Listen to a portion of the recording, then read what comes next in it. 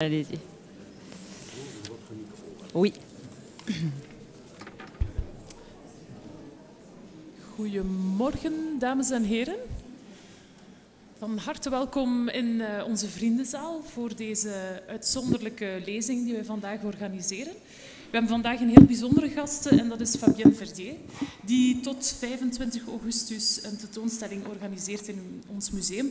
Ik wou eerst even van harte welkom heten ook aan onze vrienden. Ik hoop dat zij er nog bij konden, want zoals u kan zien hebben wij een uitzonderlijk grote opkomst voor deze lezing. Omdat wij een heel ruim opkomst hebben uit Frankrijk. Er zijn mensen bij uit Toulouse, uit Genève zelfs, die tot Brugge gekomen zijn om deze uitzonderlijke lezing bij te wonen.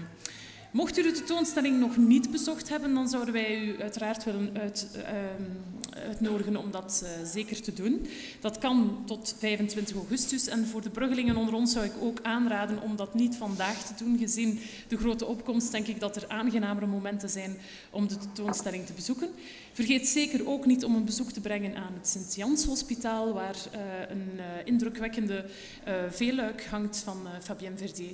En om zeker ook eens naar Brussel te gaan, naar Anderlecht, waar in het Erasmushuis een tweede luik van de tentoonstelling loopt. Mais nous souhaitons aussi la bienvenue au public français, qui est largement représenté aujourd'hui pour cette conférence de Fabienne Verdier que nous organisons pour les amis de notre musée. L'exposition de Fabienne Verdier est le fruit d'une très longue genèse. Et pendant les 4 dernières années, Fabienne Verdier a exploré 6 chefs-d'œuvre des primitifs flamands de notre collection. Il s'agit de peintures de Jan van Eyck, Rogier van der Weyden, Hans Memling, Hugo van der Goes et Simon Marmion. Elle en a tiré plusieurs peintures, des encres et des dessins, dont une partie est exposée au sein de la collection permanente du musée. L'exposition se déroule donc dans 5 cabinets du musée Groeningen et à l'hôpital Saint-Jean, où est exposé le polyptyque monumental Polyphonie à 16 de 2011. Et parallèlement à l'exposition, ici à Bruges, la maison d'Erasme à Anderlecht présente les carnets de l'atelier et des dessins de l'artiste qui montrent le cheminement de sa pensée picturale. Comme vous voyez, on va enregistrer la lecture. Je veux donc gentiment vous demander d'éteindre vos portables parce que sinon la qualité de la conférence sera un peu plus moins. Et enfin, je veux vous informer qu'après cette conférence, vous pouvez vous diriger vers notre librairie au rez-de-chaussée, donc dans le musée, où l'artiste sera présente pour dédicacer le catalogue de l'exposition. Ça, c'est donc après cette conférence. Mais c'est avec un très grand plaisir que je donne maintenant la parole à Madame Verdier. Merci pour votre attention.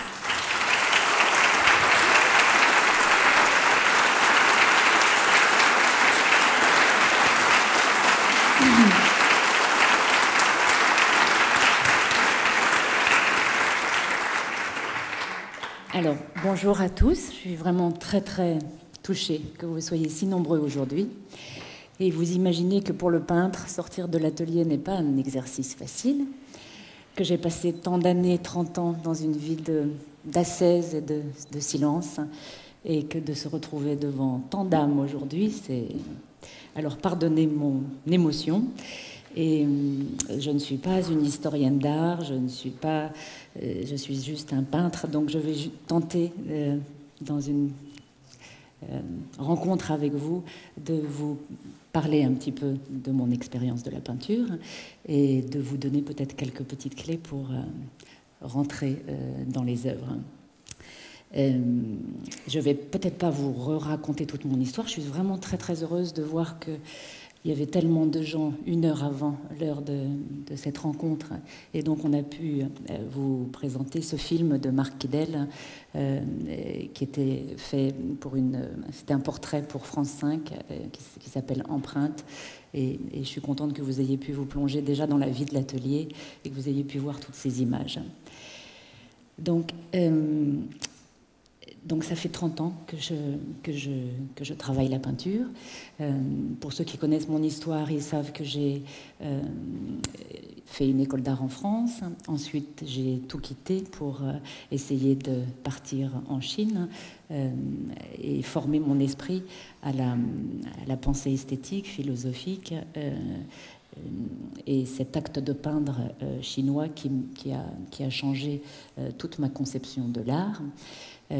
Puisque les Chinois m'ont enseigné cet acte de peindre à la verticale. Donc j'ai quitté cette peinture de chevalet, celle que les maîtres flamands, dont les maîtres flamands sont des génies, cette peinture à l'huile, pour un acte de peindre à la verticale, avec une réserve intérieure dans le cœur du pinceau, qui me permet, en travaillant au sol, d'insuffler une certaine énergie au trait de peinture.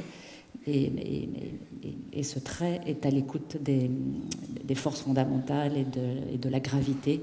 Et quand on sait que toutes les formes qui naissent sur cette petite terre et dans l'univers sont façonnées par les lois de la gravité, j'ai trouvé que c'était tout à fait passionnant de donner ma vie à cet acte de peindre, parce qu'il existe une harmonie entre les œuvres qui naissent sous cette forme de peinture et les formes de la nature.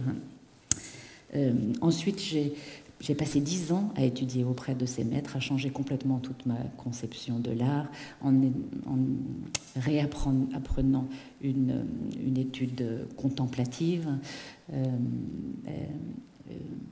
Mon approche du réel a dû complètement changer. Et je raconte tout ça dans un livre qui s'appelle Passagère du silence. Ensuite, je suis rentrée en France et j'ai commencé à m'enfermer à nouveau. Je m'étais enfermée 10 années en Chine, je me suis à nouveau enfermée dans mon ermitage dans le Vexin. Et j'ai commencé à remettre en question toutes mes connaissances. Et j'ai pu avoir des commandes de tableaux qui m'ont beaucoup fait avancer, comme par exemple cette commande de la fondation Hubert-Loser à Zurich, qui m'a demandé de réfléchir à sa collection des abstraits américains, Ellsworth Kelly, Donald Judd, Tsai Twombly, de Kooning.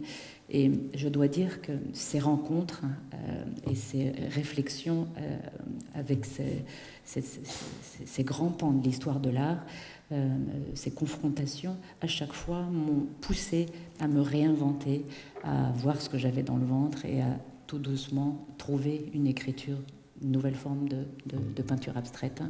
Ensuite, j'ai eu une autre commande et là, je reviens de Zurich et je suis très, très touchée parce que ces tableaux vont rentrer dans les collections permanentes du Kunsthaus de Zurich et c'était une grande, grande joie pour moi.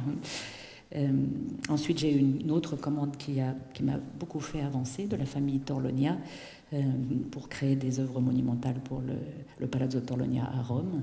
Donc j'ai fait cette rencontre à nouveau avec Giotto et tous les grands maîtres de la peinture italienne. Et puis est venue ces amitiés et cette grande passion pour la Flandre, pour les maîtres flamands et pour Bruges, grâce à un homme qui s'appelle Jan Bruce, qui est caché derrière un fauteuil, là, et qui est le portrait tout craché du chanoine Van der Pal, vous le reconnaîtrez certainement, et qui suivait mon travail depuis un certain nombre d'années, qui a passé sa vie à restaurer cette tour du 14e à Bruges, qui est absolument sublime, qui était l'ami de Marguerite Yourcenar, et qui un jour est venu me voir. Et il avait vu que dans mes petits carnets, j'avais une passion pour ces maîtres flamands. Et voilà. Et notre rêve, évidemment, était peut-être de pouvoir un jour s'enfermer et réfléchir et créer tout un corpus autour des chefs-d'œuvre du musée Groningen. Et puis, il a fait des démarches avec certains collectionneurs belges qui suivaient mon travail aussi depuis des années. Et c'est comme ça que j'ai rencontré Monsieur Borrert, le directeur du musée, et Monsieur Manfred Selig, le directeur de tous les musées de Bruges.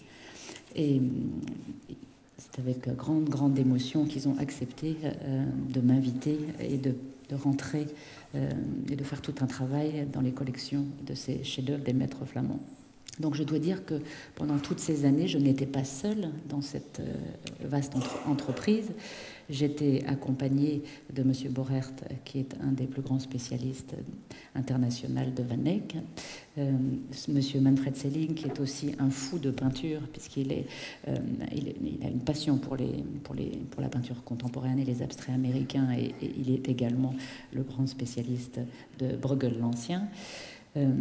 Laurence Van Kerkhoven, qui a travaillé très dur pendant 4 ans à mes côtés, qui est conservatrice ici, qui a aussi une immense passion pour les maîtres flamands, et son aide m'a été très précieuse. Et puis, il y a une autre grande personnalité en France qui s'appelle Daniel Abadi, qui était conservateur à Beaubourg, qui a créer les grandes expositions de Pollock, des rétrospectives de Dubuffet, de tous les grands artistes de notre temps. Il a été directeur du musée du Jeu de Paume et il a aussi une passion pour les maîtres flamands, et il a bien voulu me suivre pendant 4 ans. Et ce groupe d'amoureux de l'art a été très précieux pour moi, parce qu'ils m'ont suivi, leur réceptivité, leur approche, leur confiance m'a mis moi-même en confiance. Et c'est vrai que Daniel Abadi, tous les 2 mois, au fur et à mesure de ces 4 années, a vu naître ces dessins, tout ce corpus de dessins, d'encre sur papier, et au fur et à mesure des mois et des années, une confiance s'est installée. Il s'est passé comme un petit miracle, une grande passion est née, et il y a tout un jaillissement de réflexion qui a pu arriver. Voilà. Donc, quand on se retrouve évidemment devant ces maîtres flamands, on est totalement tétanisé, subjugué par la beauté. Et depuis toute petite, je suis émerveillée devant ces chefs-d'œuvre. Et je trouve que quand le peintre arrive à transmettre une expérience intérieure au travers ces petits carrés de bois peint, qu'il arrive à incarner une spiritualité, et qu'il arrive à rentrer. Ce sont des chefs-d'œuvre du XVe siècle, mais à mon sens, ils sont intemporels. Ils ont touché quelque chose d'intemporel, et à toutes les époques, et surtout aujourd'hui. Il me semble qu'il faut aller les revoir. Ils ont des choses à nous enseigner. Ils ont une méditation très profonde. Et au-delà du visible, il y a une vérité invisible, et cette enquête de ce mystère-là. Et c'est pour cela que je me suis enfermée et que j'ai tenté de réfléchir à ce qu'il y a au-delà du visible. C'est Eduardo Chillida qui disait « L'étonnement devant ce que j'ignore fut mon maître ». Alors évidemment, devant ces grands maîtres, j'ai lu les ouvrages savants de Panofsky, de Todorov, de tous ces grands scientifiques, ces grands historiens d'art qui racontent la symbolique, qui racontent les écoles de peinture, qui racontent... Mais je n'arrivais pas à trouver dans ces lectures des êtres qui arrivent à exprimer avec des mots ce qu'on peut ressentir, cette expérience qu'on a devant une toile, devant un tableau, ces chocs métaphysiques. Donc j'ai décidé de suivre mon intuition et mon cœur pour rentrer dedans.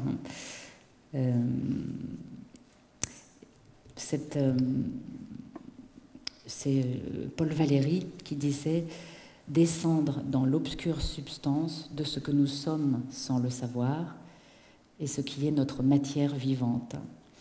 Je te dirai, te chanterai ce que me chante et dit et m'impose dans l'âme ma contemplation intérieure. » Donc je suis partie dans cette idée-là. Alors on va peut-être... je ne sais pas où est Rudy, il est derrière. On va prendre le livre et on va essayer de rentrer dedans pour vous raconter. Alors, par exemple, on va essayer. on va peut-être montrer la Vierge aux chanoines van der Pal, si on y arrive. Donc on a fait tout un livre d'art extraordinaire et voilà. Donc dans ce chef-d'œuvre de Van Eyck, j'ai pris mon petit bâton de pèlerin et j'ai vu, je suis rentrée dedans et j'ai vu des formes et des choses qui m'ont tout à fait fascinée, et notamment le chanoine van der Pal, hein, qui est sur la droite, qui était le commanditaire du tableau, hein, et cette figure de l'homme en prière. Hein. J'ai trouvé cette figure de l'homme en prière une sorte de présence physique presque monolithique, monumentale dans l'espace, une espèce de forme massive, inébranlable, qui incarne presque une forme primitive, comme un bloc de marbre blanc qui est porteur de lumière, une espèce d'éclat, d'exaltation de l'homme en prière. Alors, est-ce qu'on peut parler de réalisme transcendantal? Mais enfin, il semble presque, dans son état de prière, il semble presque irréel, dans une grande sérénité, les yeux portés vers son intériorité. Et je me suis intéressée à cette pratique de la prière et de ce recueillement intérieur. Et peut-être finalement ce sentiment religieux. On peut peut-être montrer les dessins que j'ai faits par la suite. Voilà.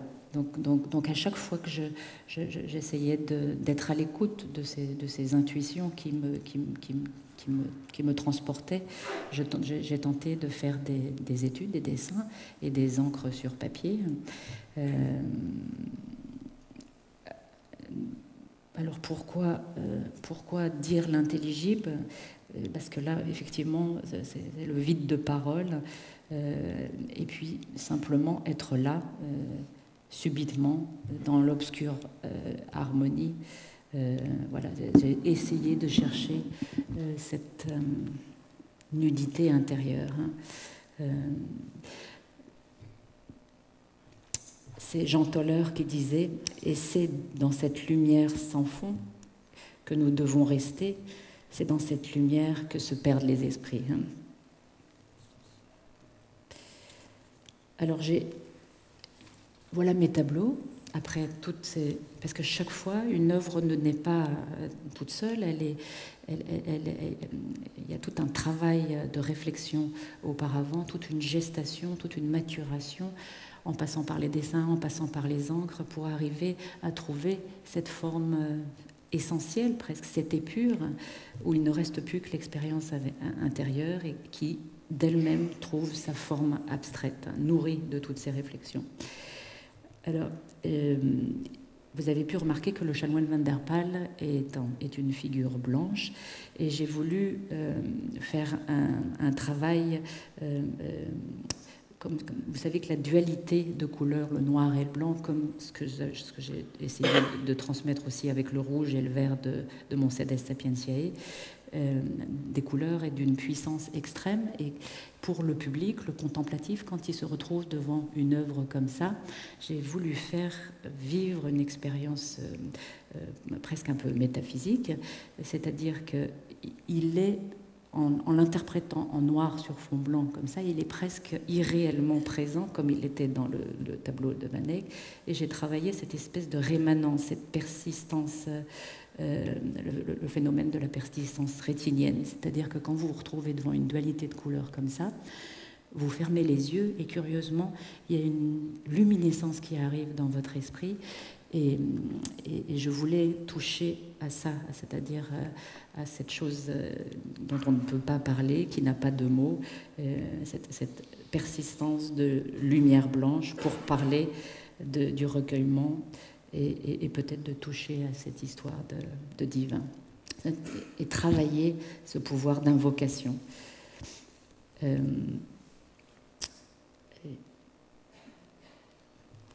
Bon, voilà, je pense que ça, c'était bien. Alors là, maintenant, la Vierge au chanoine van der Pal. ça, c'était toute une aventure. Donc, effectivement, j'ai été fascinée par le Sedes Sapientiae, ce trône de l'éveil. Et cette structure sacrée, j'ai tenté pendant des jours, des semaines et des mois à saisir la genèse du visible de ce Sedes Sapientiae. Et un jour, j'ai demandé à mon époux, Guylain, de faire une radiographie de ce Sedes Sapientiae. Et j'ai vu que derrière la Vierge, il y avait une lumière blanche, encore une fois, qui circulait et qui rentrait dans le haut du dais de la Vierge, là-haut.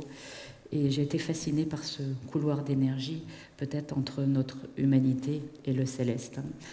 Et j'ai tenté avec mon pinceau ce qui est assez étonnant aussi dans toutes ces dernières années de travail, c'est que je me suis rendu compte que mes pinceaux chinois ne pouvaient pas tout dire de ce que je voulais transmettre. Et notamment là, pour ce Sedes Sapientiae, j'étais obligée d'inventer des nouveaux outils, de fabriquer des nouveaux pinceaux, ici avec du crin de sanglier, pour transmettre cette vigueur, cette énergie de ces âmes circulant entre notre humanité et le céleste. Et c'est Paul Klee qui disait « laisse rêver les lignes ». Donc je cherchais cette vision intérieure d'une figure salvatrice sous forme de pur dynamisme, en fait.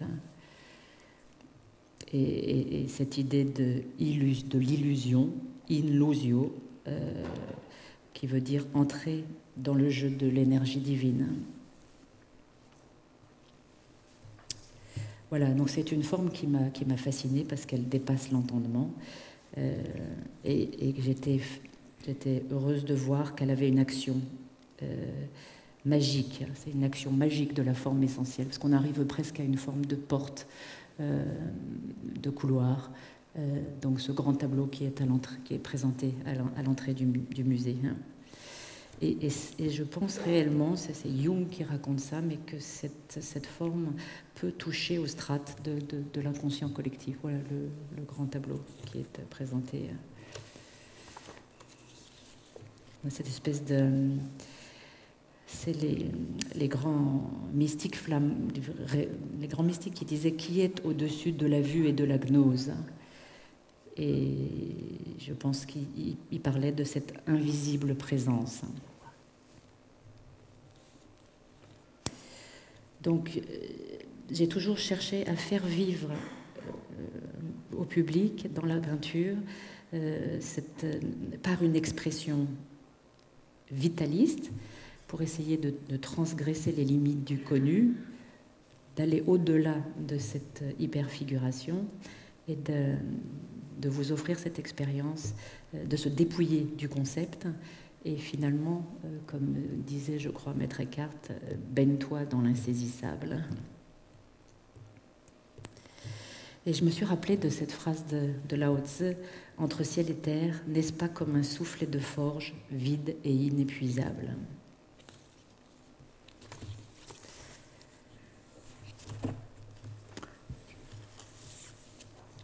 On va peut-être passer à Margareta. Alors, Margareta, c'était une aventure étonnante. Oui, c'est vrai. En fait, j'avais demandé au plus grand photograveur de Paris, qui s'appelle Daniel Regard, qui est un garçon absolument formidable. Et je l'ai invité plusieurs fois au musée pour venir saisir au plus près toutes les couleurs, les profondeurs de couleurs, les pigments. Et il a pu me tirer une épreuve photogravure de chaque chef-d'œuvre des maîtres flamands à la taille réelle de l'œuvre. Et j'ai pu, comme ça, vivre avec pendant toutes ces années. Et j'avais punaisé Margareta en face de mon lit tous les matins. Et Margareta, c'était un grand mystère pour moi, parce que Van Eyck est un pur génie, à mon sens, parce qu'il arrive à transmettre au travers un des plus beaux portraits du XVe siècle, il arrive à transmettre le grand mystère de l'âme humaine dans une apparence froide, presque on a l'impression qu'elle ne veut pas nous dire des choses, qu'elle est dans une retenue incroyable. Mais tous les matins, quand je me réveillais, je la regardais et elle me disait des choses nouvelles et elle racontait des choses infinies. Et je me suis dit, cette infinie présence de ce que l'âme humaine est capable de nous raconter au travers ses yeux, au travers ce regard intérieur, je me suis dit comment je vais pouvoir inventer ma Margareta aujourd'hui et être à la hauteur de cette supraprésence et cette énigme de la nature humaine. Parce qu'elle nous paraît infiniment lointaine et en fait elle est infiniment présente. Et je me suis rendu compte que dans la... Ça marche mon micro? Oui, ça va. Je me suis rendu compte que... oui, on va retourner juste avant, si vous voulez bien. Que dans la coiffe de Margareta, Rodi, est-ce qu'on peut... Il y avait une pensée labyrinthique. Hein. Et j'étais totalement fascinée par cette pensée labyrinthique, parce que c'est un sujet qui fascine les hommes depuis la nuit des temps.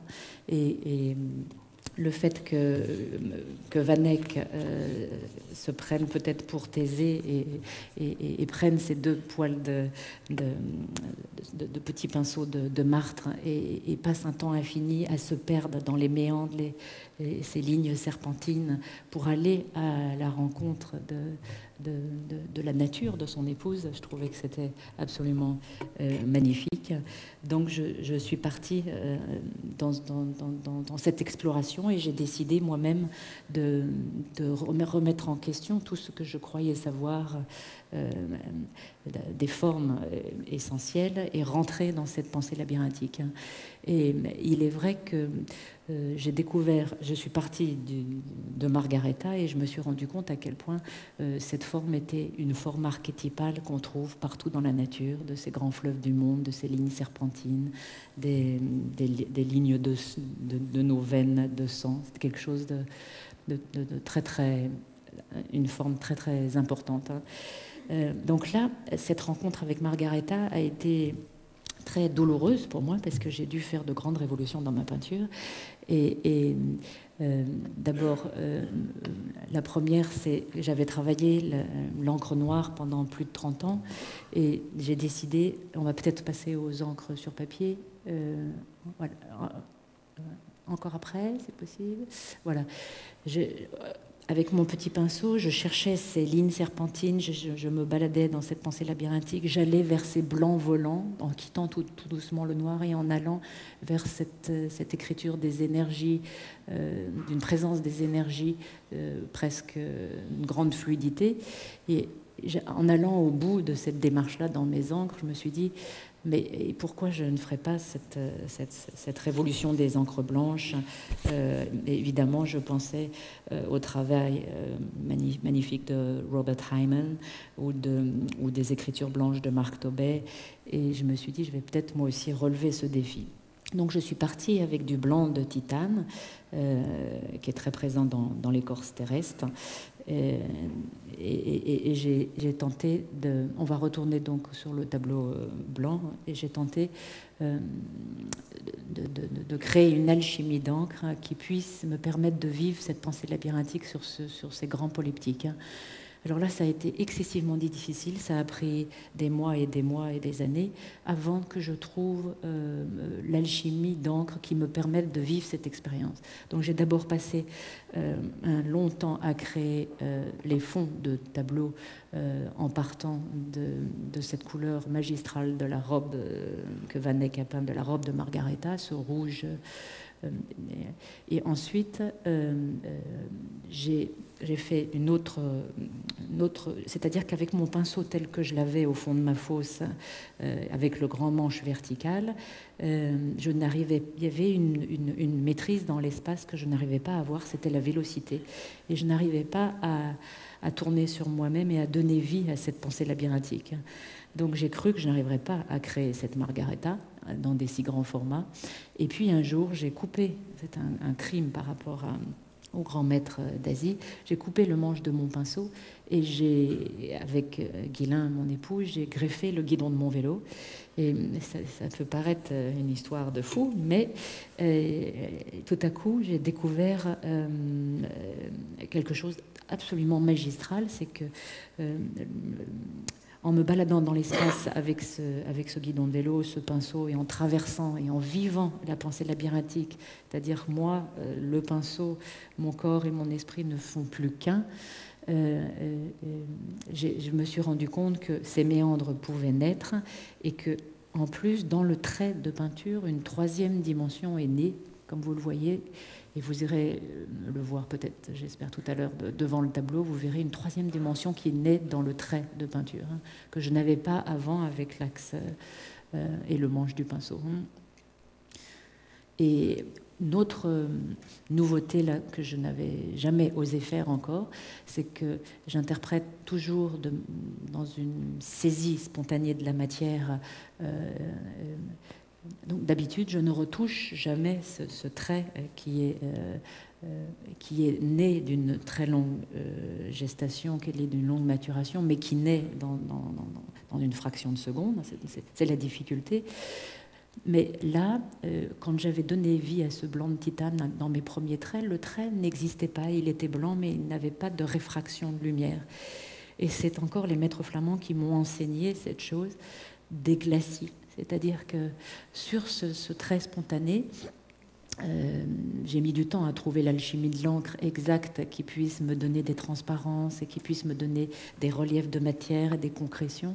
Et ensuite, avec un petit pinceau, comme les maîtres flamands, j'ai été nourrir mon trait de glacis. Les glacis, c'est la grande technique des maîtres flamands. Ce sont des vernis, des médiums dans lesquels nous mettons des pigments de peinture, des ocres, des terres de sienne, des bleus, et qui rajoutent des couleurs dans la transparence, mais qui couche sur couche amène à une perception, c'est-à-dire quand la lumière vient se réfracter dedans et vous la renvoie à votre cortex visuel, tout à coup, si vous êtes attentif, dans ce blanc, il y a une myriade de couleurs qui arrivent, de bleu, d'ocre clair, de terre de sienne, extraordinaire.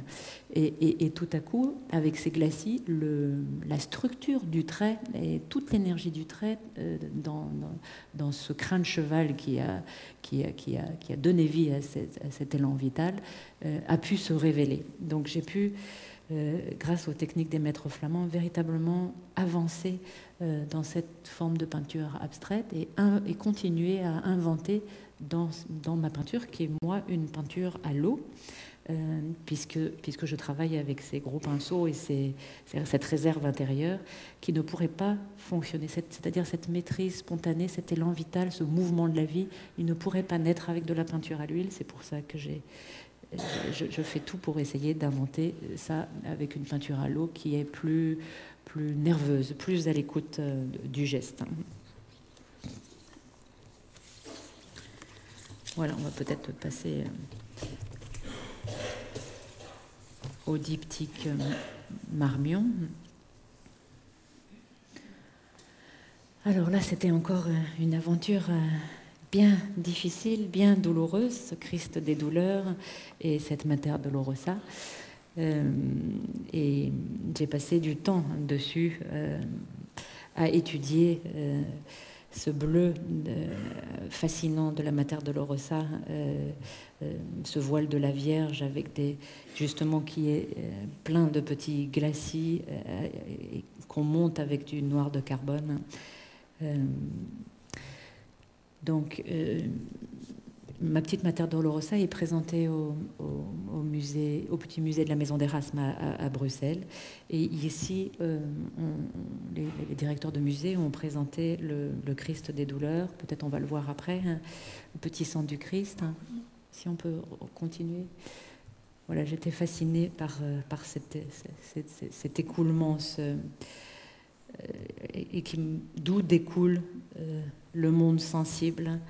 Et je me suis demandé si ce grand principe, ce grand mystère n'était pas pur dynamisme en regardant cet écoulement du Christ. Et c'est Rudolf de Fulda qui disait « Universalis columnia casis obtines omnia », colonne universelle qui soutient toute chose. Donc je suis partie de cet écoulement, de cette source jaillissante, de ces Plotins qui parlent de l'un qui précède tous les existants. Il est leur source, entièrement un. C'est difficile de parler de cette expérience intérieure. Je crois qu'il faut mieux aller voir les tableaux. Mais j'ai trouvé dans une... donc voilà les études de petit diptyque Marmion, et puis ensuite la naissance de cet écoulement de ce petit sang du Christ, et le Christ des douleurs est né comme ça. C'est Jules Supervielle qui disait « C'est de la vie, rien de plus.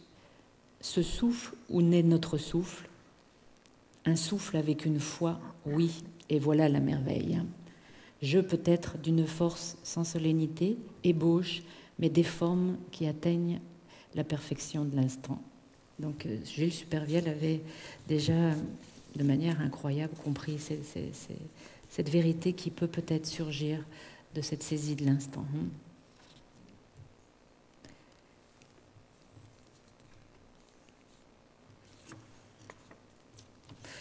C'est Maître Eckhart qui disait cette sublime pensée « Plonge en ce fleuve sans fond ».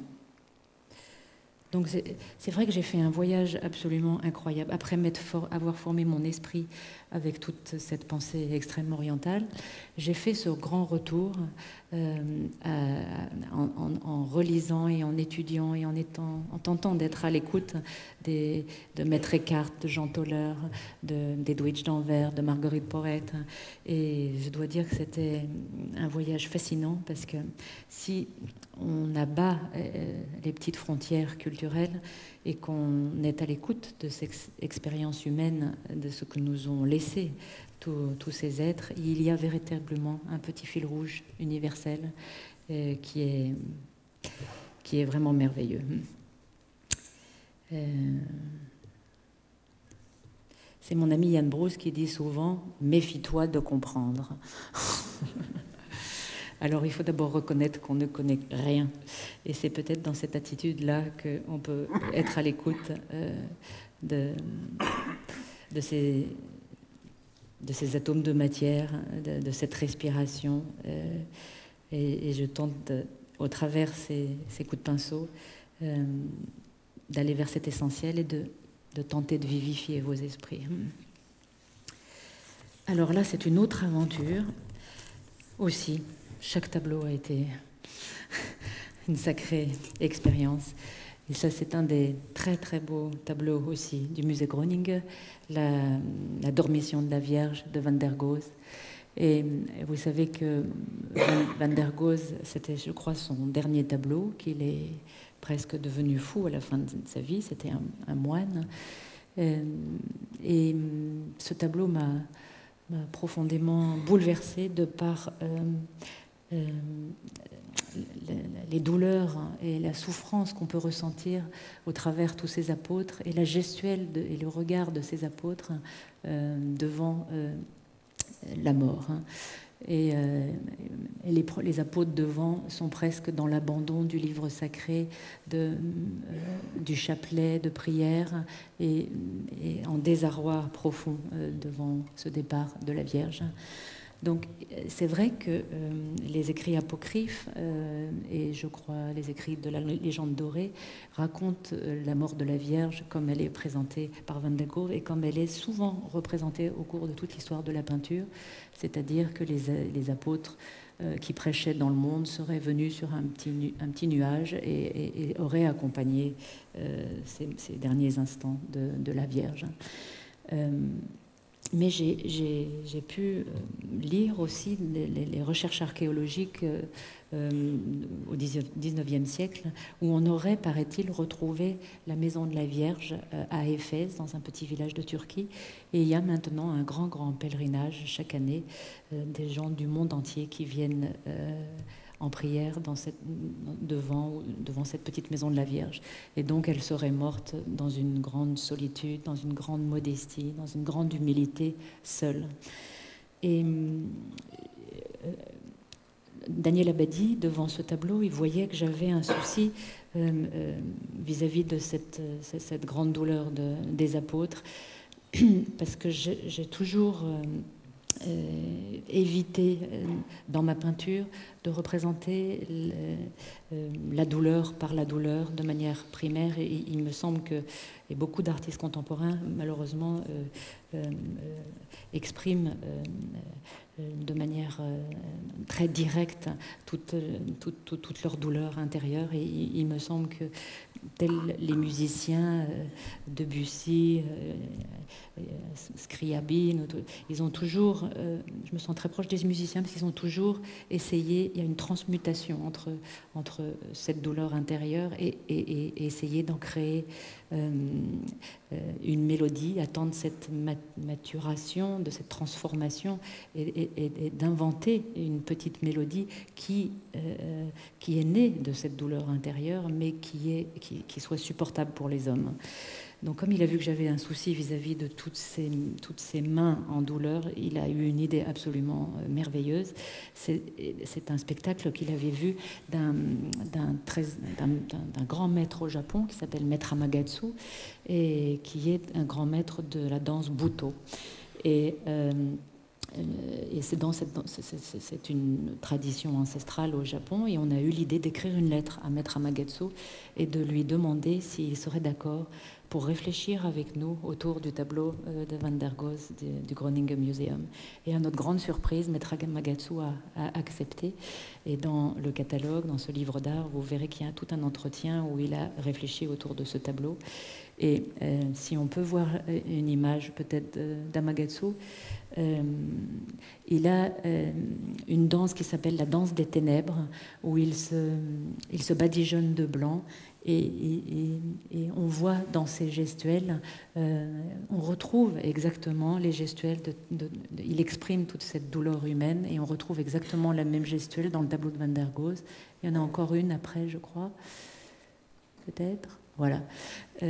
Et on était bouleversés tous de voir que si on abat, encore une fois, les frontières culturelles, eh bien, il y a des voies d'expression de ces douleurs humaines entre le Japon et le tableau de Van der Goes qui sont vraiment universelles. Donc moi, je me suis, comme Amagatsu avait traité ce sujet de la gestuelle et de la douleur humaine au travers des apôtres, moi, je me suis intéressée à la dormition et à ce grand mystère. Qu'est-ce qui se passe au moment de la mort et à cette séparation de l'âme et du corps. Et j'étais fascinée dans cette dormition du tissu sur lequel est posée la Vierge, de cet écoulement, cette liquéfaction. Et surtout, Van der Goes était dans un ordre cistercien, et j'ai toujours été fascinée par les propos de Saint Bernard de Clairvaux qui disait qu'il fallait se méfier de l'illusion du réel et de la figuration et de la couleur, et qu'il fallait tenter d'aller vers l'essence des choses. Et donc, dans ce tableau de Van der Goes, j'ai voulu aller vers traiter cette dormition, cette lévitation, et aller... donc là, ce sont des études avant le tableau de cette dormition de la Vierge, et cette tentative d'élévation en encre blanche. Et parce qu'encore une fois, quand j'ai fait une radiographie de ce tableau, la Vierge apparaît luminescente. Et on va peut-être voir le tableau qui arrive ensuite, que vous irez découvrir en bas, peut-être que ce serait mieux. Et donc j'ai fait tout un travail sur peut-être ces possibles retrouvailles entre cette âme, cette dormition, cette âme qui se sépare du corps et qui va vers le céleste, vers ce grand néant. Et j'ai tenté si vous allez voir le tableau, Vous allez voir des lumières et des structures et tout un travail d'expérience vibratoire vis-à-vis de ce néant dans le fond de tableau.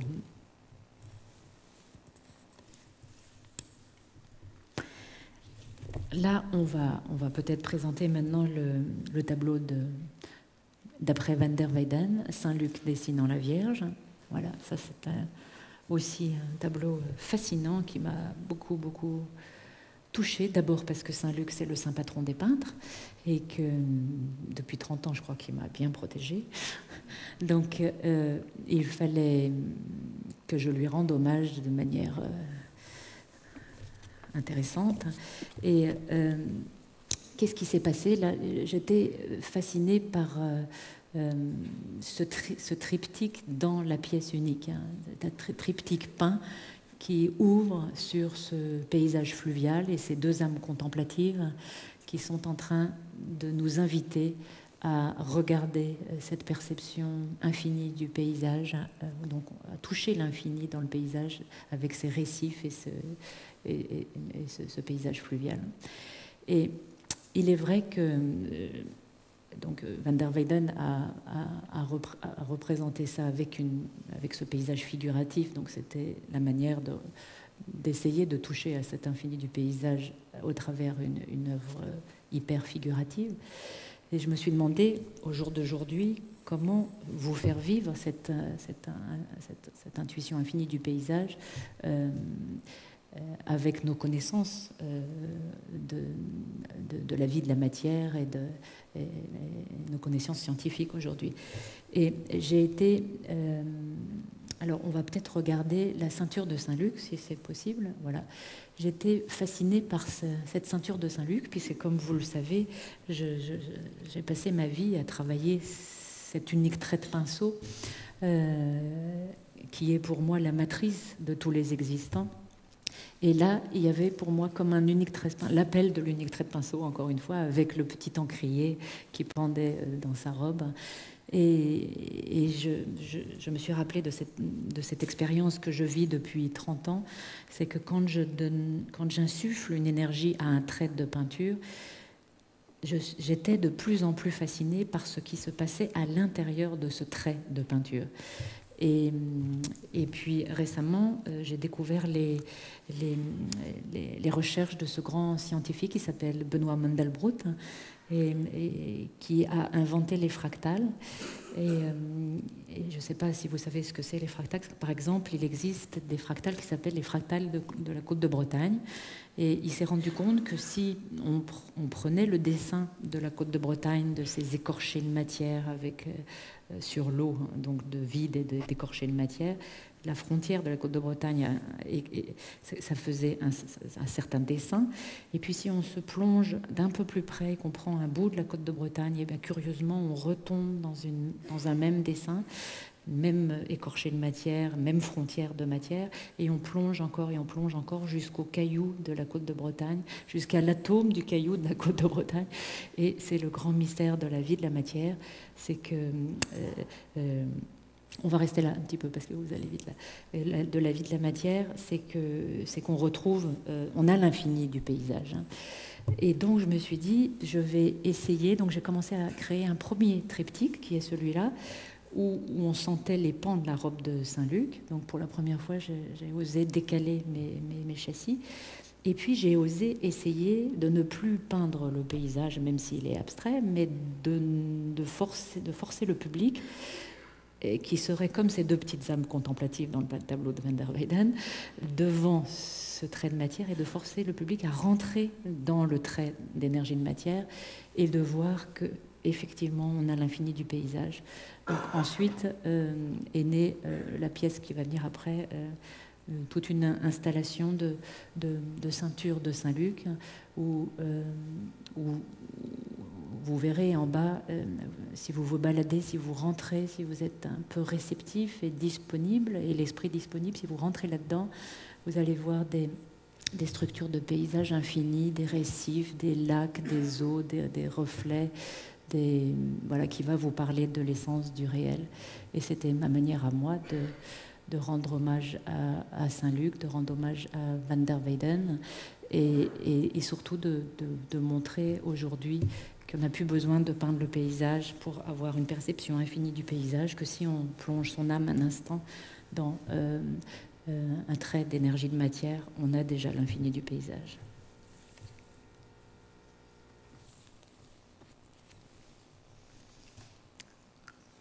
Donc là, c'était mes études de dessin, toujours avant l'acte de peindre. Là, j'ai donné vie, malheureusement, on n'avait plus assez de place dans le musée, aux deux âmes contemplatives. Donc c'est un couple qui me tient beaucoup à cœur aussi. Et là, on va rentrer dans le tableau de Memling, Saint-Christophe traversant les eaux. Donc là, c'était à nouveau des années de travail, parce que c'est un tableau absolument magistral, et qui nous raconte certainement comment, et il est bon de le rappeler aujourd'hui, qu'il y a une harmonie possible entre l'homme et la nature. Et Memling, là, nous offre un chef-d'œuvre de la représentation du monde et de notre petite planète, et à quel point, au sein du cosmos, c'est un véritable miracle que l'on doit respecter, que l'on doit sacraliser. Et il a sacralisé tous les éléments de notre monde de manière absolument magistrale. Quand j'étais petite, il y avait un livre chez mes parents, énorme, un livre énorme de Léonard de Vinci.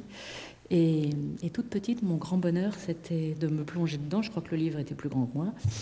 Et je me plongeais dans les études de Léonard de Vinci, ses études de nuages, ses études de la traversée des Alpes, des montagnes, de tumulte des eaux, où il avait étudié toute la poésie des éléments. Cette poésie des éléments dont parle Bachelard et qui était extraordinaire. Et j'ai toujours eu ce rêve de petite fille, d'un jour, avec mes pinceaux, moi aussi, essayer de vivre cette poésie de tous les éléments. Et c'est vrai que ce tableau m'a donné l'occasion de vivre cette expérience. Et donc j'ai passé des mois et des mois à essayer de trouver l'esprit des reflets dans l'eau, de travailler la minéralité de cette grotte de l'Ermide et de cet univers minéral, de travailler les herbes folles, les narcisses au bord de l'eau, au pied de Saint-Maur, parce que vraiment les maîtres flamands avaient une connaissance très très poussée de la botanique. Les peintres autrefois avaient une culture très très vaste. Ils étaient vraiment des savants et ils s'intéressaient vraiment de manière scientifique à toutes ces formes de la nature. Donc on va peut-être regarder après. Alors là, je m'étais intéressée, par exemple, à la présence entre le voile de Saint-Christophe et Saint-Maur. Je me suis rendu compte que je me retrouvais toujours devant des grandes vallées fertiles. Plus j'avance dans ma peinture, plus je traite des sujets différents, plus je me rends compte que les présences dans l'espace ouvrent toujours sur des vallées fertiles. Alors là, c'est une expérience fabuleuse pour moi qui a été ces reflets dans l'eau, parce que je pensais bien évidemment à toute l'histoire de Saint-Christophe traversant les eaux, et donc j'ai mis des semaines et des mois, on va rester un petit peu sur ces reflets, à essayer de chercher cette fluidité, cette accroche de lumière, et cette jubilation presque des impromptus, et cette existence magique. Alors j'ai pensé à ce fameux encre sur papier de John Cage où on voit des pas qui marchent dans des lavis d'encre, et Et donc j'ai passé des semaines à essayer, moi aussi, en inventant un nouveau pinceau, parce que les pinceaux chinois ne me donnaient pas cette vie des reflets, cette illusion qui, comme par magie, grâce à la voix spontanée, dans ces balbutiements, on a un miroir de la vie, du réel, une espèce d'univers mouvant, et une espèce de perception immédiate, intuitive dans les paysages de reflets.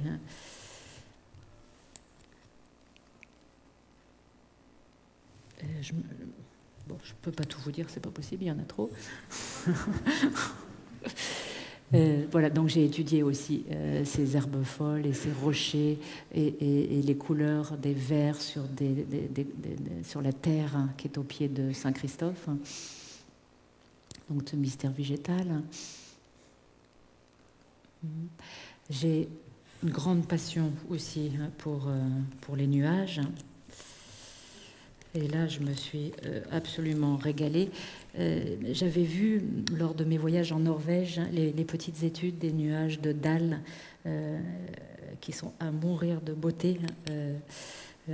J'ai une passion pour les œuvres de John Constable aussi, sur les nuages, de Luke Howard, de Goethe, toutes ces études. Et j'étais heureuse, et également toutes les grandes installations de James Turrell avec des carrés dans le ciel pour pouvoir méditer sur les nuages. Et j'étais heureuse de retrouver ce sujet des nuages dans le tableau de Memling, et je me suis régalée à vivre, à rêvasser autour de cet élément de l'air qui capte aussi cette mélodie de l'univers, ce corps de vapeur éphémère, ce monde nébuleux. C'est comme des îles flottantes, des montagnes désertes, parce que dans les nuages, on voit des paysages. Et souvent, je risque d'avoir de graves accidents, parce que avec mon fils, souvent, on s'arrête devant un paysage de nuages. Voilà, quel est l'esprit de l'atmosphère, ces images aériennes, changeantes, avec une certaine fugacité, une inconstance. Voilà, qu'elles sont protéiformes. Voilà, pour moi, c'est une belle histoire naturelle, une belle inspiration de l'air et des songes, ces espèces de variations en suspension, et qui sont aussi peut-être des humeurs de l'âme, comme des impressions abstraites. Donc effectivement, là, toutes les œuvres que vous voyez, depuis que j'ai étudié cette nouvelle forme d'abstraction grâce aux lettrés chinois, je ne me mets pas devant le paysage pour peindre le paysage. C'est-à-dire que maintenant, c'est véritablement une méditation intérieure, c'est le cœur et l'esprit qui, tout à coup, a une vision intérieure, et à ce moment-là, je peins presque en fermant les yeux, c'est-à-dire que j'essaye de capter cette vision qui est très présente dans mon esprit, et je deviens le rocher, je deviens le brin d'herbe, je deviens le paysage, et je tente de transmettre cet esprit du minéral, cet esprit du végétal. Mais au grand jamais, je me mettrai devant la forme pour aller peindre la forme naît d'elle-même. C'est le grand miracle de la peinture. C'est le grand miracle de la peinture abstraite. Alors là, j'ai une grande passion encore pour la grotte de l'Ermite. Et là, je ne pouvais plus m'arrêter parce que je cherchais cet absolu de la grotte de l'Ermite. Donc j'ai commencé à nouveau créer des pinceaux différents, avec des vigueurs différentes, à chercher des écritures minérales différentes pour arriver à une forme d'absolu de la grotte de l'Ermite, plus spirituelle, comme celles-là qui sont présentées au musée de la Maison d'Erasme. Et voilà enfin le voile de Saint-Christophe. Donc après avoir passé un temps infini à chercher ces reflets dans l'eau, je suis rentrée dans cette méditation avec des pigments de couleur, à tenter de vous faire vivre en pensant bien sûr très fort à Monet et à ses nymphéas, ces vibrations de l'eau, dans cette méditation sur l'eau dans les fonds. Et j'ai mis des années avant de trouver... Enfin, j'ai créé plusieurs voiles de Saint-Christophe avant de trouver celle qui est présentée en bas au musée Groningue. J'avais commencé par ce premier voile qui est à gauche. Je cherchais cette liberté de traverser d'espace de Saint-Christophe dans une grande ferveur avec cette foi extraordinaire. Et puis ensuite, je me suis rendu compte que peut-être, voilà, celui-là est né, où j'étais plus dans une grande rêverie sur l'eau. Et puis finalement, je me suis dit qu'il manquait tout le mythe et l'histoire, que ce sont de très beaux tableaux, mais qu'il manquait peut-être, parce que Saint-Christophe était le porte-Christ, hein, donc on va peut-être retourner à celui d'avant. Et donc j'ai eu l'idée de manière minimale, d'essayer d'assembler les châssis avec cette croix qui est présente sans être présente dans l'assemblage des châssis, et cette ferveur de Saint-Christophe qui traverse l'espace et qui trouve une liberté peut-être par rapport aux dogmes religieux.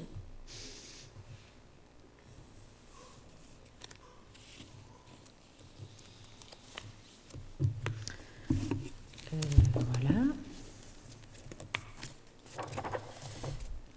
On va peut-être retourner voir le... Ah, j'ai oublié les lignes de dévotion, pardon.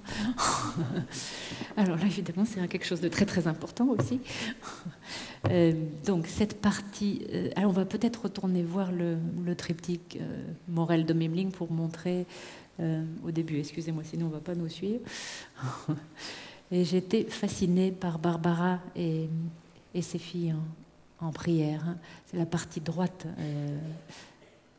voilà, la partie droite du triptyque. Donc je n'ai pas osé aller vers cette partie gauche de Guillaume Morel, donc le commanditaire du tableau, parce qu'il y a pour moi cet horrible dragon chien là entre lui et son fils, qui peut-être, j'ai appris qu'il avait perdu plusieurs fils qui avaient eu de grands malheurs dans leurs existences. Et j'ai pas osé aller vers la mort de cette partie-là du triptyque, hein, qui m'inquiétait. Mais par contre, j'ai été vers cette partie droite du triptyque de Barbara et ses filles en prière, qui sont absolument magistrales de beauté dans leur intériorité. Donc, Rudy, on va peut-être retourner aux lignes de dévotion. Merci.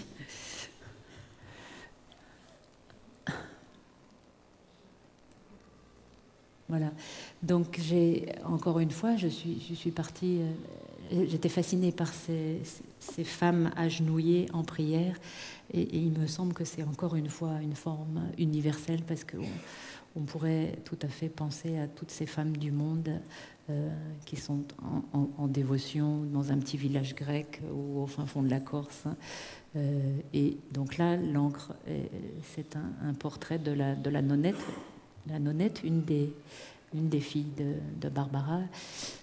Et on va passer à la suite, peut-être. Voilà. Et donc, il y a ce grand polyptyque qui est né avec ces 3 lignes de dévotion, où donc j'ai traversé l'espace en courant avec mon pinceau pour... tenir ces 3 femmes en prière dans l'espace, comme si elles représentaient ces femmes en prière de manière universelle sur notre petite terre. Et puis le dernier tableau, peut-être, ça doit être le dernier, c'est le portrait de famille, on va la voir après. Voilà, c'est celui-là. Memling, je crois que ce triptyque Morel était un des premiers portraits de famille à l'époque, et donc je me suis dit que ce serait merveilleux si je pouvais inventer un portrait de famille avec notre vision contemporaine. Et il est vrai que dans ce tableau, j'ai été là où j'avais jamais été encore,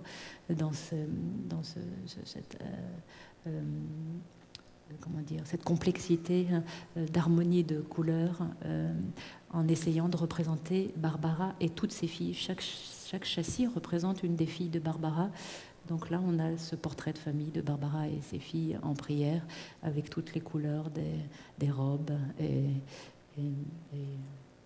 voilà, c'est un hommage à ce portrait de famille. On va peut-être parler un tout petit peu aussi de la grande œuvre qui est à l'hôpital Saint-Jean. Et effectivement, dans ce tableau de Van Eyck, de part et d'autre de la Vierge, il y a des vitraux qui sont totalement fascinants et sur lesquels j'ai beaucoup travaillé, qui me faisaient penser à de grandes polyphonies. Je ne sais pas si Rudi, je crois qu'elle est au tout début du livre. Hein. Oui. Ouais. Et il est vrai que les maîtres verriers au XVe siècle, pour la fabrication de ces verres et de ces vitraux, c'est par le souffle que le verrier créait son cercle de verre. Et la boule de pâte en fusion, ou paraison, ça s'appelle, je crois, est soufflée par un mouvement rotatif. Hein. En avant, en arrière, en avant, en arrière. Et tout à coup, cet élément du vitrail naît par cette respiration, par le mouvement de rotation sur soi. Et ce mouvement de rotation sur soi, tout à coup, m'a fait penser à cette expérience que je tente depuis tant d'années, de l'expérience du cercle. C'est-à-dire quand je me suis rendu compte que pour cet exercice du cercle, je me mettais au centre du cercle et dans un tour comme ça autour de moi, il y a une énergie universelle extraordinaire qui naît. C'est-à-dire où le passé n'est autre que le futur n'est autre que le présent, et qu'on arrive à un instant d'éternité dans cette possible connexion entre le centre de moi-même et le centre du monde, cette gravité. Hein. Et j'ai eu envie, et d'autre part, j'avais lu, et j'étais passionnée, et je prends grand plaisir à écouter les polyphonies et toute cette musique sacrée du XVe siècle. Et j'ai vu que dans la théorie des polyphonies, on pouvait, ils inventaient sur des grilles fixes avec la même voix, en répétition, en écho, mouvement contre mouvement, des mélodies sacrées, harmonieuses, extraordinaires. Et j'ai eu envie de voir de vivre une expérience complètement folle, parce que les directeurs de musée voulaient que j'abandonne au 3e cercle, parce qu'en disant que c'était de la folie, c'était une véritable folie. Mais je suis rentrée dans une grande passion en me disant, je voudrais voir si on ne peut pas inventer une polyphonie picturale et vivre moi-même. Parce qu'il me semble que la peinture est très très proche de l'expression musicale.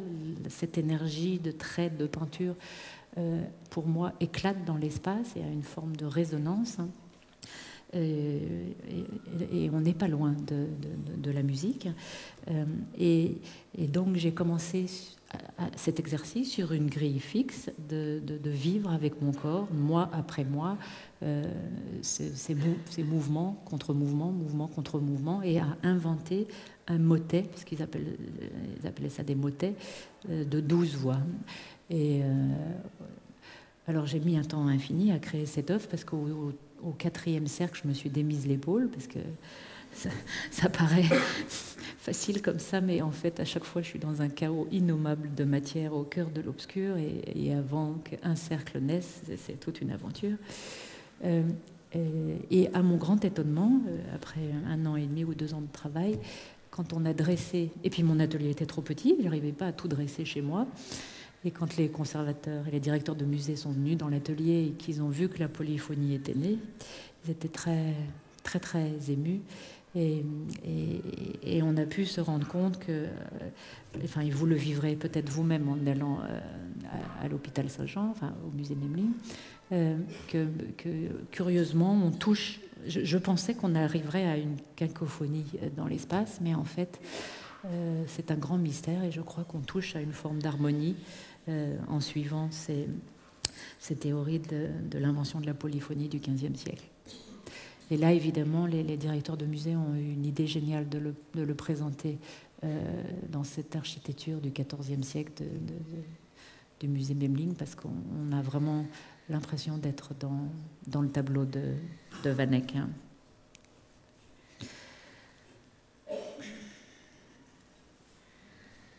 Voilà, dans une sorte d'hymne à la ferveur, une sorte de... Est-ce qu'on peut parler de dévotion contemporaine, en essayant d'inventer un corps total qui chante dans l'espace. Et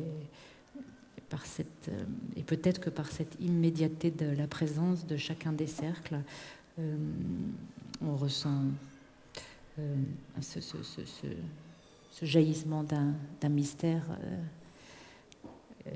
Il y a aussi un travail que j'ai fait énorme, là j'en ai pas parlé, mais il faut aller le voir de près, c'est aussi ces fonds, encore une expérience vibratoire sur ces fonds argentés.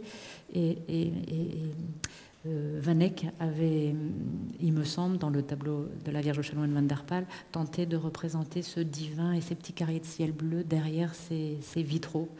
Et donc ma première aventure a été de créer tous ces fonds où, si vous tournez autour du tableau à certaines heures du jour,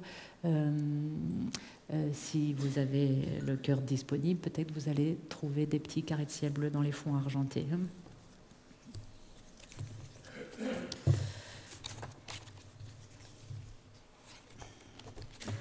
Voilà, je ne sais pas ce que je pourrais vous raconter encore, tellement de choses.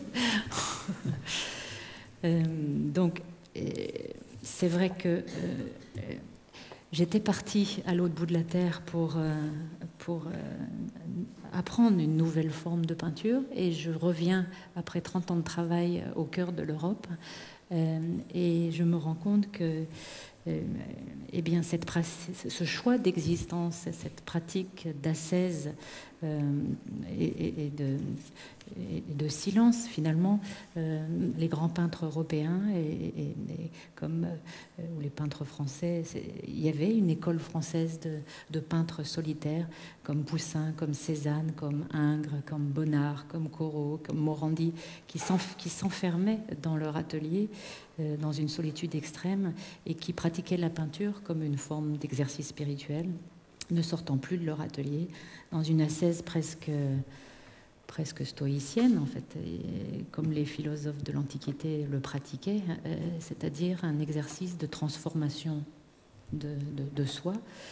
Et la difficulté est de résister au mode de pensée existant de notre époque, de tenter une émancipation, de se libérer de toute contrainte et de trouver une possible vérité en soi. Et c'est en fait un immense chantier intérieur et une organisation d'existence pour être à l'écoute de ça et tenter d'offrir au monde le fruit de ces expériences. C'est Léonard de Vinci qui disait « Si tu es seul, tu seras tout entier toi.